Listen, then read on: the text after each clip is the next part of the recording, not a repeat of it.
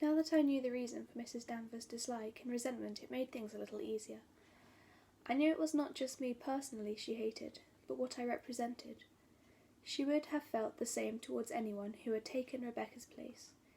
At least that was what I understood from Beatrice the day she came to lunch. "Did not you know," she had said, "she simply adored Rebecca." The words had shocked me at the time. Somehow I had not expected them. But when I thought it over, I began to lose my first fear of Mrs. Danvers. I began to be sorry for her. I could imagine what she must feel. It must hurt her every time she heard me called Mrs. De Winter. Every morning when she took up the house telephone and spoke to me, and I answered, "Yes, Mrs. Danvers," she must be thinking of another voice. When she passed through the rooms and saw traces of me about the place, a beret on a window seat, a bag of knitting on a chair, she must think of another one, who had done these things before me. Even as I did. I who had never known Rebecca. Mrs. Danvers knew how she walked and how she spoke. Mrs. Danvers knew the colour of her eyes, her smile, the texture of her hair. I knew none of these things. I had never asked about them, but sometimes I felt Rebecca was as real to me as she was to Mrs. Danvers. Frank had told me to forget the past, and I wanted to forget it. But Frank did not have to sit in the morning room as I did, every day, and touch the pen she had held between her fingers. He did not have to rest his hands on the blotter and stare in front of him at her writing on the pigeonholes.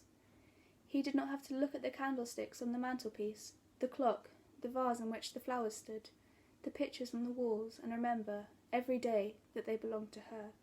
She had chosen them, they were not mine at all. Frank did not have to sit at her place in the dining room, hold the knife and fork that she had held, drink from her glass. He did not throw a coat over his shoulders, which had been hers, nor find her handkerchief in the pocket. He did not notice, every day as I did, the blind gaze of the old dog in its basket in the library, who lifted its head when it heard my footstep. The footstep of a woman, and sniffing the air, drooped its head again, because I was not the one she sought. Little things, meaningless and stupid in themselves, but they were there for me to see, for me to hear, for me to feel. Dear God, I did not want to think about Rebecca. I wanted to be happy, to make Maxim happy, and I wanted us to be together. There was no other wish in my heart but that. I could not help it if she came to me in thoughts, in dreams. I could not help it if I felt like a guest in Manderley, my home, walking where she had trodden, resting where she had lain. I was like a guest, biding my time, waiting for the return of the hostess. Little sentences, little reproofs, reminding me every hour, every day. "Frith," I had said, coming into the library on a summer morning, my arms full of lilac. "Frith, where can I find a tall vase for these? They are all too small in the flower room." "The white alabaster vase in the drawing-room was always used for the lilac, madam." "Oh, wouldn't it be spoilt? It might get broken." "Mrs. De Winter always used the alabaster vase, madam." Oh, I see." Then the alabaster vase was brought to me, already filled with water, and as I put the sweet lilac in the vase and arranged the sprigs one by one, the mauve warm scent filling the room, mingling with the smell of the new-mown lawn outside coming from the open window, I thought, Rebecca did this.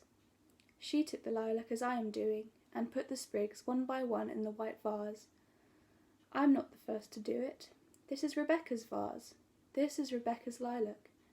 She must have wandered out into the garden as I did in that floppy garden hat that I had seen once in the back of the cupboard in the flower room, hidden under some old cushions, and crossed the lawn to the lilac bushes, whistling perhaps, humming a tune, calling to the dogs to follow her, carrying in her hands the scissors that I carried now. "Frith, could you move that book-stand from the table in the window, and I will put the lilac there?" "Mrs. De Winter always put the alabaster vase on the table behind the sofa, madam." "Oh, well," I hesitated, the vase in my hands, Frith's face impassive. He would obey me, of course, if I said I preferred to put the vase on the smaller table by the window. He would move the book-stand at once. "All right," I said. "Perhaps it would look better on the larger table," and the alabaster vase stood, as it had always done, on the table behind the sofa.